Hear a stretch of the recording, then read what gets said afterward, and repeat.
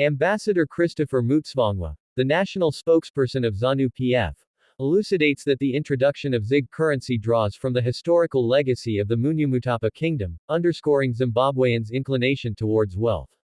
He underscores the population's fixation on the USD, despite its relatively short existence of less than 300 years. MUTSVANGWA underscores President MNANGAGWA's endeavors to bolster the new currency.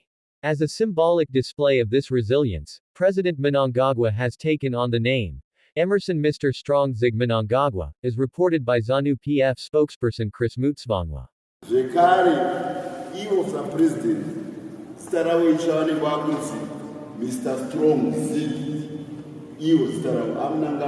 President MNANGAGWA, he was the Strong ZiG. Vachaita zvese zvavanoigona sapresident kuti ZiG reZimbabwe rirambe rakasimba vachisapota central bank governor.